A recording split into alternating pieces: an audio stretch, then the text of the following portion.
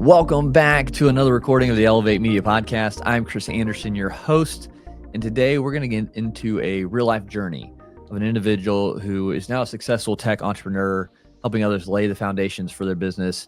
But he didn't start there, and so I'm excited to talk about his journey from radio DJ to what he does now. So Tom Altman, welcome to the Elevate Media Podcast today. Thank you very much. Glad to be here. Absolutely. Super excited to chat about your journey and, where you started, how you got to where you are, sort of like in a deeper sense of it. So, start out right, radio DJ. What got you into wanting to be a DJ? First of all, I think that's a cool kind of probably profession. the dumbest choice I ever made, I think. Okay. I think I did it because a buddy of mine was like, hey, let's go look at this DJ program, and I don't think he ever actually did it. So I think I went through and, I don't know that it was the best choice of my life, but it's fun. Being a radio DJ is a blast. There's nothing more exciting than talking to people, and you're always interacting, and then you're out and about in the community. It's a lot of fun. And then I always say the one thing that doesn't mix with radio DJing is being married. That is a recipe for a disaster almost. So it was kind of making that choice. So then I kind of went to the woodshed and I'm like, hey, what should I do? What should I do? And I'm like, I'm going to get into technology, And so I told all the people I know, I'm like, this is going to be a shock to you, but I'm going to get in technology. And they're all like, yeah, that's what you should have started with, right? Like, what were you thinking? So that's kind of what it was, And even when I was in radio, that was a cool time to actually be in radio. There was a lot of consolidation happening. But then also the technology was starting to really come into play. I mean, from when I started kind of basically using 8-track tapes is what they kind of were. Yeah. They called them carts back then. Okay. To then, really fully automating, radio stations. When I had right before the end, I was really working in promotions, but then I was recording 2 or 3 different overnight broadcasts, like a month ahead. Like I could record, so they knew what was going to be playing 1 month from now. Because it was all computerized. So I would go in and cut it all. So it's kind of good, bad. The magic of radio. I think people think it was some, really just.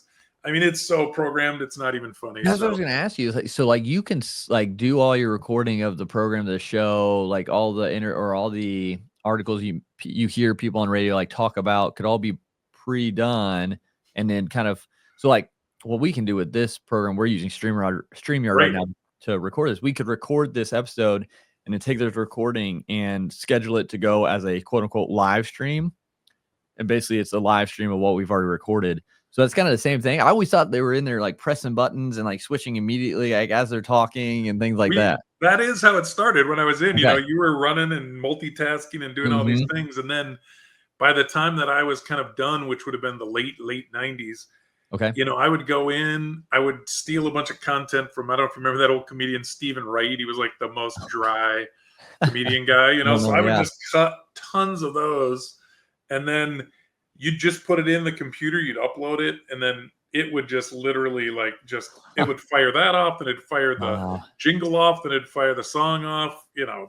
It took nobody. I think by law they had to have someone in the building. So that would have, by then there was 3, 4, 5 radio stations in a building.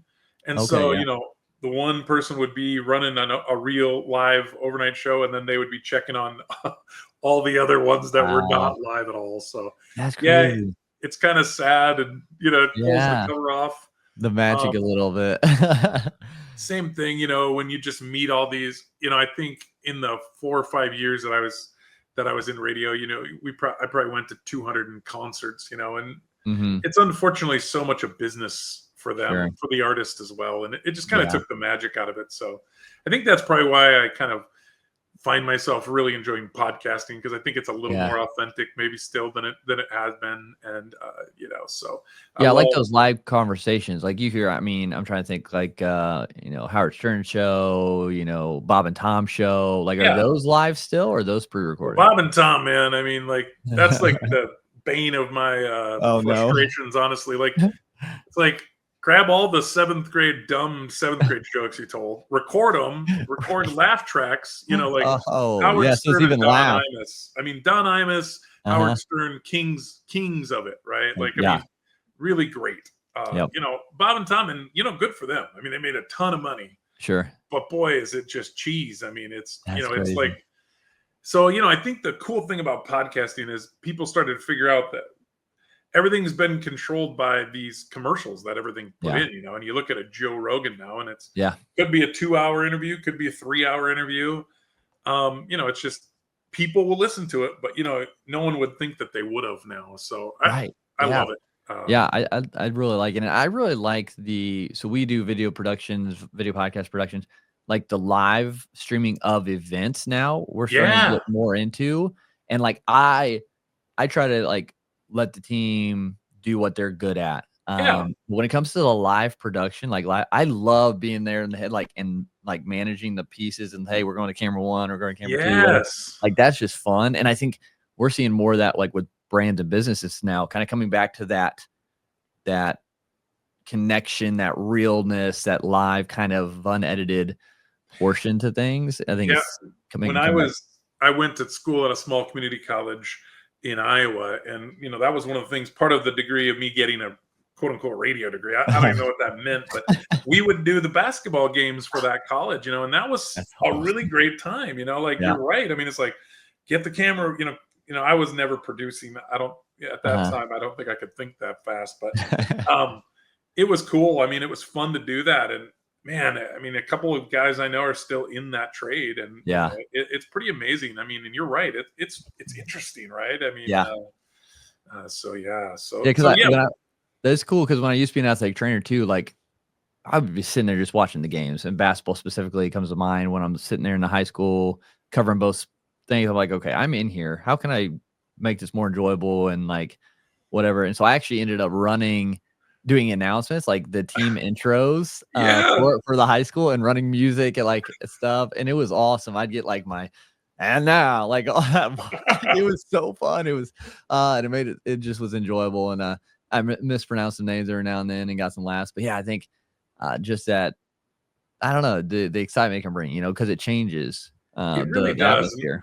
it's so much fun, and I did the same thing with my sons. Were in football when they were in high Mm, school, and they would want to record the games, and pretty soon we had like a 3 cameras running, yeah, and it's that's just exciting and yeah, fun. So yeah. yeah, so that kind of led me into technology, I guess. Yeah, what part of tech? I mean, you're going for radio, Yep. what tech did you kind of was it something connected with radio, or did you see something that was maybe new and upcoming that you're like, "Yeah, I wanna do that?" Yeah. So back then there was like 3 choices. There was hardware, Yeah, there was not web software, and then there yeah, was web software. Really around the 2000s is just before 2000 is when I kind of got into it. So I okay, actually went into web programming. okay, Um, there was a accelerated 6 month kind of shove a bunch of stuff in your brain and go get a job and learn how to do it. yeah, And so yeah, so I got into web development. It was interesting. This is right when people were starting to just early e-commerce, okay, early people putting their first websites up just in general. So I worked with some consulting firms, with some advertising agencies, and did a lot of websites, just generic brochure websites, or banks. A lot of banks was oh, one of nice, these. And then we did do some early e-commerce. I mean, and that was when you're building the shopping cart yourself. I mean, we wrote the shopping cart. huh, To get a credit card online back then. I mean, seriously, it was hard. You had to yeah, like call the bank that owned the credit card, jeez, and then there was, you had to do all this work. So everything was manual, and now you just plug a do it, stripe yeah, in and everything goes, right? yeah, So yeah, so I was doing that, and then it was kind of getting evolving, and then it was like, it's thanks for being a web developer, Tom, but you're not really that good. So why don't you just manage people? So that's kind of how I took the next steps into management. yeah, And that would have been the first about 15 years working hard on that. Worked at a newspaper, which was kind of fun. There was just a lot going on. It was sure, fun to like the number of traffic at that time. I mean, this is early 2000s. There was a newspaper and a TV station that was together. So like you'd get some okay, weather events, and back then, I mean, you'd get 9 million hits on the weather page on the day. So you're trying to figure out how to stand that up and not just have it crash, and so that was kind of fun. And then I kind of got into e-commerce for like the next 10 or 12 years. And so learned a lot about e-commerce, doing a lot of ERP conversions into the different shopping platforms at the time. And what is ERP? Sorry, that would be like enterprise resource planners. So kind of like your finances, like a NetSuite. There's a lot of NetSuite advertising on podcasts these days. So basically, it runs all your finances and everything come into there, and then you run your business off that software. Gotcha. So sometimes people run that. It's like a glorified QuickBooks, right? Yeah. Like that's what it is. I mean, a lot of people are moving from QuickBooks to a ERP like a NetSuite, SAP, Microsoft Dynamics. It's just a little more sophisticated. When you start to get so many transactions, so many records, things flying around, you kind of need more firepower. And so those are kind of at the base and the back end of most of these companies. And then we were connecting those to front end e-commerce websites. So that was kind of my evolution there. Nice. And then in the last few years, you get kicked out and told, kind of bumped out of the job. And so that's kind of led me into this fractional space, which has been wonderful. Yeah. It's just kind of a new area. Fractional executives, more or less part-time C-suite work. Yeah. And it's funny because I talk to people that have been kind of retired from their businesses, and they're like, man, I wish I really could have had if that would have been a thing, that would have been awesome because growing businesses, small businesses, they don't really need to spend huge dollars on, say, a CFO. Right. They've got good people in their finance department, but they need someone with some experience to come in, kind of set the stage, guide them, come back out for a while, come back. Yeah. And so I think that's where people are finding this fractional space to be really, really good for them. Yeah. Could you dive into, for those who don't know what that fractional space means, that, fractional CFO kind of thing? So 2 or 3 different things. Of course, I'm working on the technical side, but the CFO is an easy one to talk about because, everyone has finances in their business, and, most people will have someone doing the bookkeeping work. Maybe they have a controller that's taking care of all that stuff. But, the CFO's job is really a strategic, right? We need to make sure we have enough money for the next, 18 to 24 months. Yep. How do we manage the bank relationships? And those are things that, your controller that maybe worked their way up through has never really talked to a bank or never had to negotiate these things. So that's where you see sometimes a fractional CFO come in, or because, they don't need to come to your business and work 40 hours a week because generally speaking, if they're there for 40 hours a week, they're probably doing 15 to 20 hours of CFOing. Right. And then they do bookkeeping for the rest of the time. And it's like, you don't want to pay someone that much to do bookkeeping for that time, right? It's not efficient. So that was kind of, CFOs came into the fractional space probably 10 years ago, and now you're really starting to see all the other disciplines find their way through. So so it's basically like hiring someone in the C-suite level, like a CEO, CMO, CFO, for like almost quote unquote like gig work, sort of like for like a project on a recurring base. Yep, it can be like project based. It can be interim based. If tomorrow your CFO decides to take a job, or would have another unfortunate accident or something where you're just out of a CFO, what do? You kind of get by, but you need that expert guidance at times. Yeah. Or sometimes what we find is a CHRO, so in the HR space, like you don't necessarily always need that person there. Maybe you just need to get the processes in place and kind of make sure everything's working fine. Right. A client that I worked for in the past had a security breach, compromise. Yeah. So I would go in and work for them for a little bit of time to make sure we get all the, get them get them back on track. They were understaffed. So we get hooked up with a company that can help them kind of be their people, set up their policies, get all that stuff structured, and then you can kind of step back. Now, you might stay there for 4 or 5 hours a week. Maybe that's good for them, or you just be done. Yeah. And so I think that's the thing where it's just kind of need-based. And I think the biggest difference between a fractional executive and a consultant would be that the fractional is really working for that company. They'll generally have an email at that company. Okay. You'll really be embedded. But yeah, you're just only, maybe you're just not doing 40 hours of time for them. So Sure. That makes sense. And thank you for clarifying that. So, yeah, of course. you mentioned a little bit back that were working, then sounds like you got let go of your job, which Yeah, led into this new chapter. twice, not just Twice. once. So what is that process like? How do you navigate that when you're let go from a job for whatever reasons? Yeah, How did you process that? How did you manage that to kind of keep moving forward? not very well the first Okay, time. I think I sure. panicked. Yeah. Called some people I knew, got a second job within a little bit of time, and Okay. then nothing changed, right? Like, Yeah.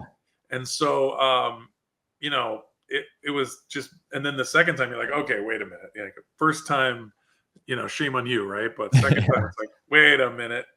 And so that's kind of when I just kind of relaxed, kind of thought about what I wanted to be doing, and just Sure. realized that like I kind of wanted to be more of my own boss, I guess you might say. And Mhm. you know, you get older and you think, gosh, I just don't want to just burn both ends of the candle at the same time anymore. And how can we restructure all this? It was kind of an interesting timing. My sons were kind of leaving the house, so we were kind of empty nesting at the same time, which was cool and Nice. interesting. And so you just it's an opportunity to rethink, what is it that you want to do? I mean, Right. yeah. So I think not panicking, which is what everyone told me, but yeah, you're inside, you're still panicking, right? Sure. And so that's when I found a firm that was kind of just starting up in this fractional space. This was back in April of 24. And just I'm trying to learn myself as we go. The hardest part is I never really had to sell anything, and so you Oh, become, yeah.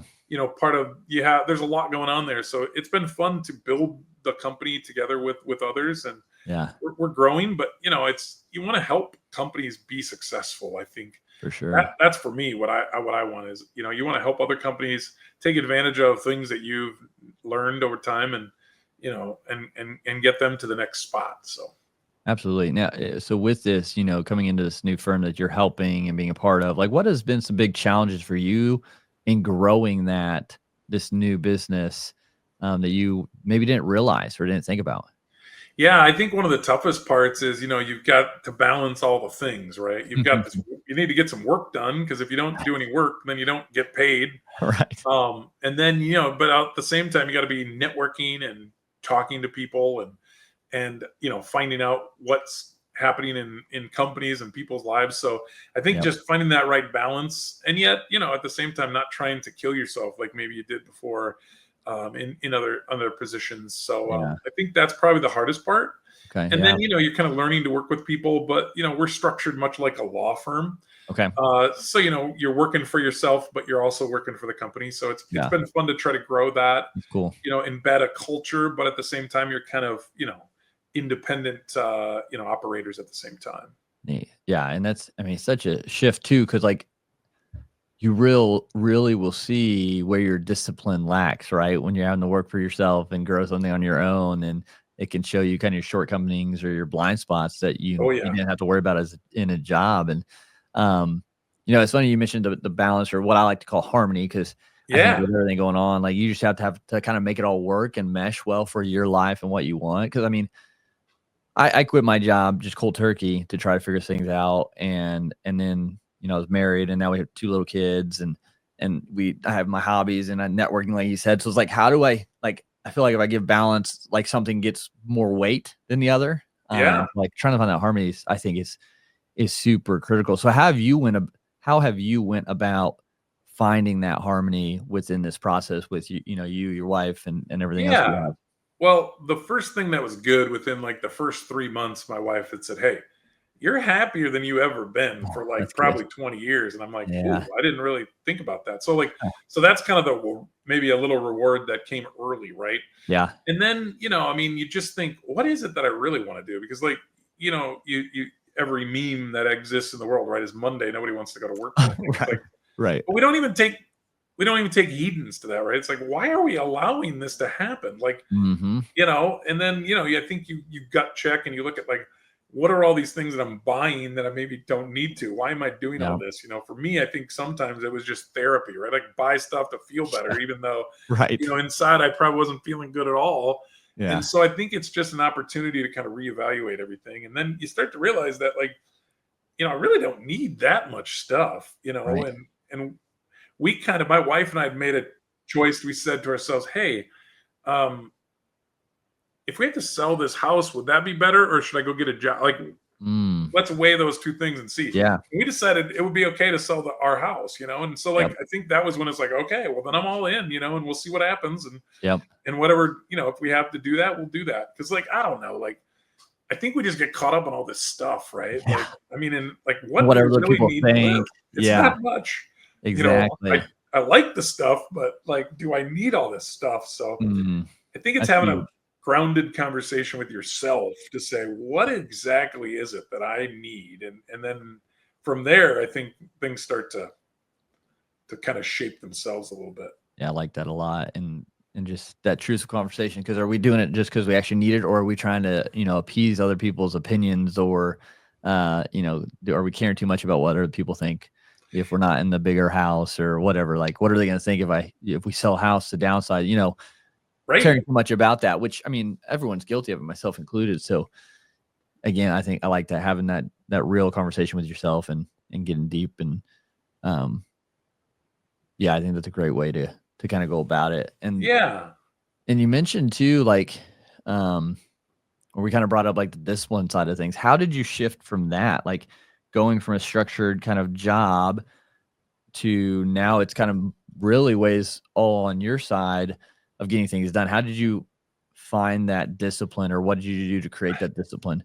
I'll let you know when I find it. But Right, right. that's probably the worst part. I think, I call it my to-do list and CRM problem, right? Like, I Yeah, don't have a good one of either one of those two things. And I think yeah.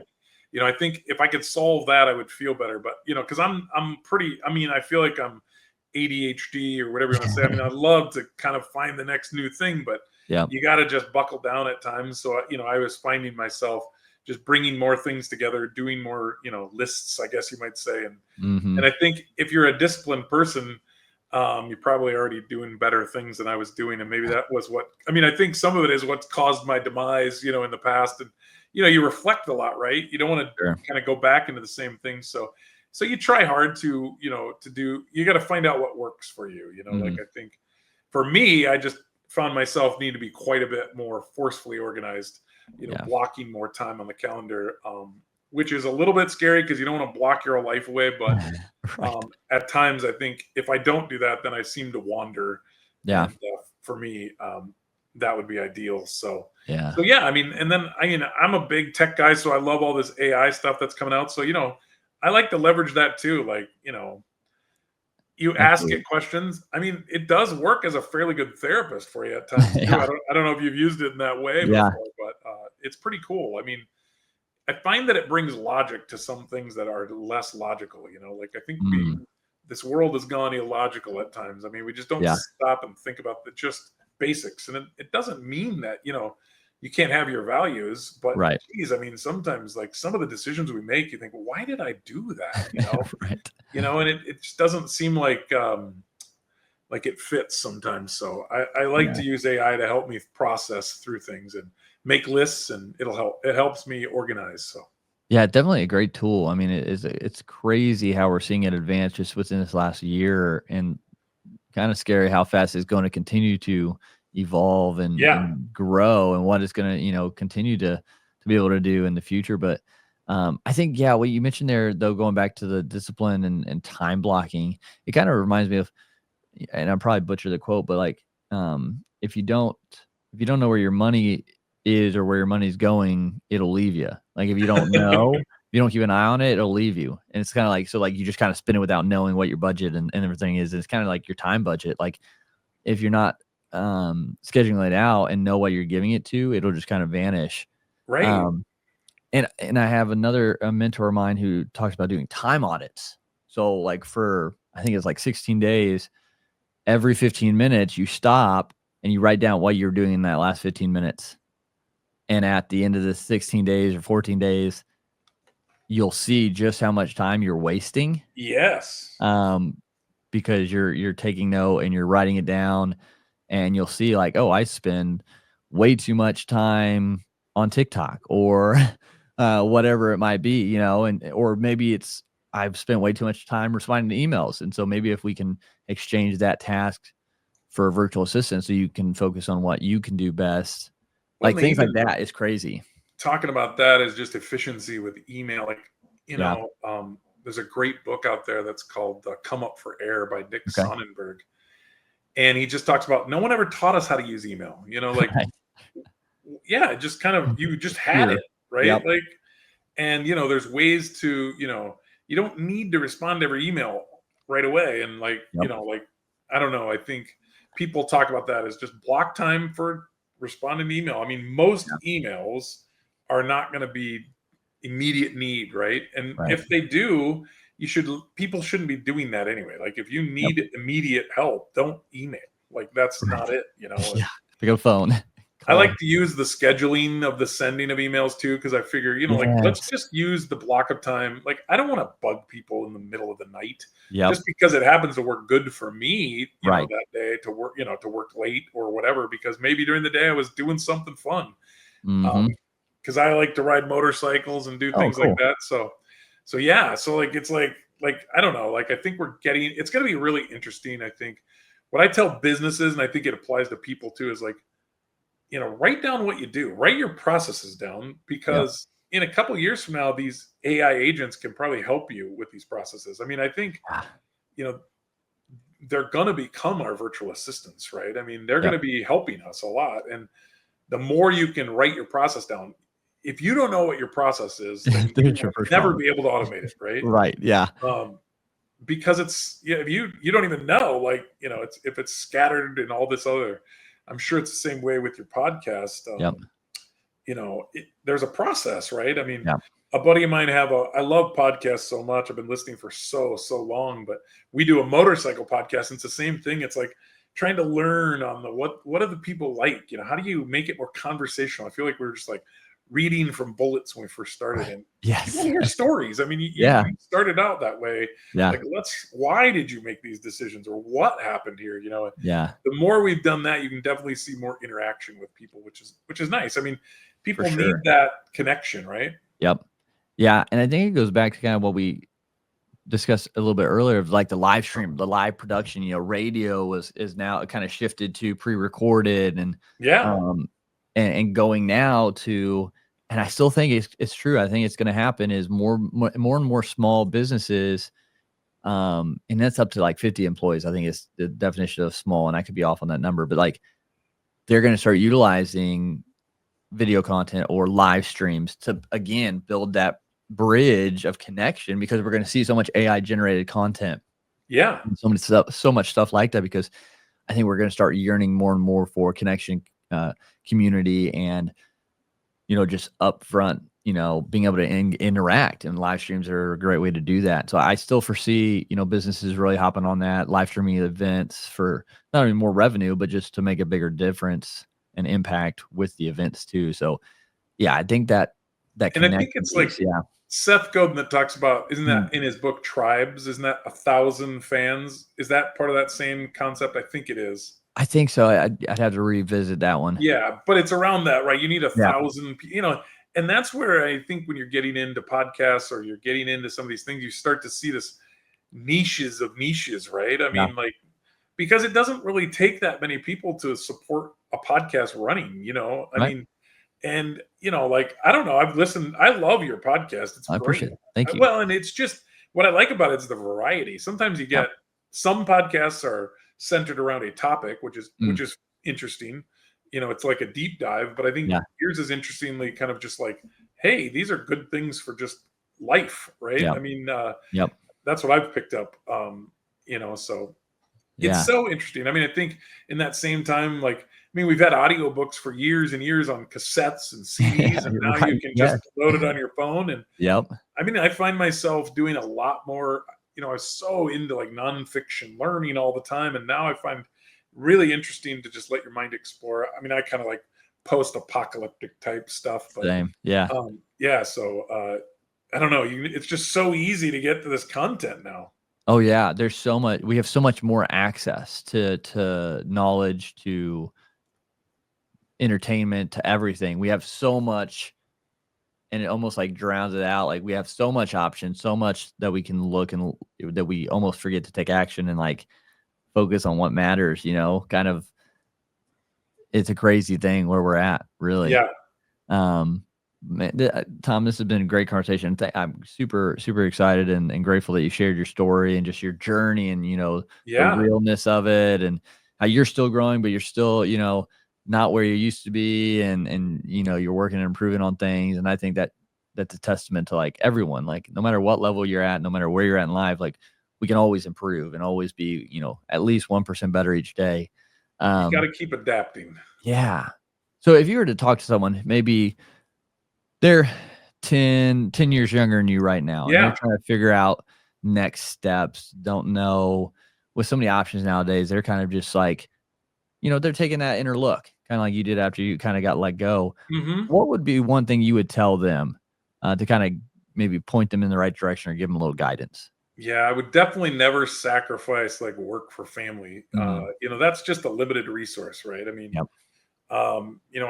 I read a quote, and again, we're getting close, but like when your kids turn 18, you've already spent like 90% of the time with them that you're going to spend in your life. Yep. So I remember it wasn't too long ago, one of my son's car broke down, and I took the day off. And people are like, "Why are you taking the day off? To bring it. You could just get it fixed up where he's at." I'm like, "Yeah, but like we're gonna spend 2 hours together, Yeah. and like that might be the last block of 2 hours that him and I spent Mm. together alone ever again." And you're like, it seems silly, he was like Yeah. 20 maybe or 21, and you're Yeah. thinking, my gosh. So I mean, like, I think the resources that's so precious, and Mhm. I love TikTok just as much as everybody else, but I think we're replacing that TikTok, quick hit stuff Yep. for maybe some actual, interactions. And, you have to wonder if that's not part of kind of our mental health crisis that you see Oh, everyone having is 100%. Yeah. they're replacing this inorganic objects with these, and they do. I mean, I love TikTok. There's funny Right. things on there. These Yeah. new. I mean, I cannot stop watching these babies like karateing these chickens. Oh, Like, the AI videos, I can't stop, man. It's so great. yeah. But but also, I don't know. We tend to like. I mean, I think there's a balance of that with people, right? I mean, Yep. I think, and I'm not a huge bunch of people person. I don't have a huge circle of people. But Yep. man, I mean, I love conversations like this. I mean, I like authentic, good conversations. My Yeah. wife used to get mad at me. She's like, "Why'd you bring your phone out when we were eating dinner with these people?" I was like, "I was bored. Like the weather Oh, was more yeah. impressive than this conversation." So, Yep. I don't know. Get Yeah. intentional, be real, and like I don't know. Like you start to get to know people, then Yeah, I think that's so huge, and Jesse Itzler, he said this one time I was listening to him, and he said, "Think, if your parents are 60 years old right now, and, they live to, we'll say 80 for the sake of numbers, yeah, that's." And people are like, "Oh, yeah, I got 20 more years with my parents." He's like, "Well, how often do you see your parents?" "Well, I might see them once a year." So he's like, "You don't have 20 years, you have 20 20 opportunity. more Yeah, opportunities, 20 more moments with your parents." Like, that is crazy. right. Like, because and so that again, if you think of things like that, you shift your perspective. Like, I think of my kids, the same thing. Like, you only have, if I'm got 50 more years, 50 more summers with them. Like Right. that's That's under 100, nuts. like, not very much, Yeah. but, like, we have to shift what really matters in life, I think, and that's relationships. I think that's community. I think that's trying to, use our gifts and talents to make a difference. I think everyone's created for a purpose to make a difference. Agreed. Yeah, it's just I love that guidance that you're giving people because I think it's spot on with just seeing the big picture Yeah. and losing your job or maybe that task at work or in the grand scheme of things, it don't matter. No. Like, it'll pass. And so Tom, again, yeah, great words of wisdom there. And I would love for you to share, if people are interested in getting connected with you, finding out more about Yeah. all the fractional things and what you're doing, where's the best place that they can go and connect with you at? Yeah. Easiest place is LinkedIn. Just look up Tom Altman. I'd be happy to talk about what is fractional. I'd love to Yeah. geek out about AI or just anything. Just connect. I can send some virtual coffee things, and Nice. yeah, it's just fun to get to know people. Motorcycle riding, whatever works, right? There you go. I'm in. Awesome. Yeah. So everyone, make sure, get connected with them, learn from them, reach out to them. But again, Tom, thanks so much for being on the Elevate Media podcast today. Yeah, thank you. It's been a pleasure. Absolutely. And if you're listening to this, remember that you help us reach more ears by going and subscribing and leaving a review. That way we can make a bigger impact together. And make sure you go follow Tom. Again, get connected with them. But until next time, go out there and continue to elevate your life, elevate your brand, and we'll talk to you again soon.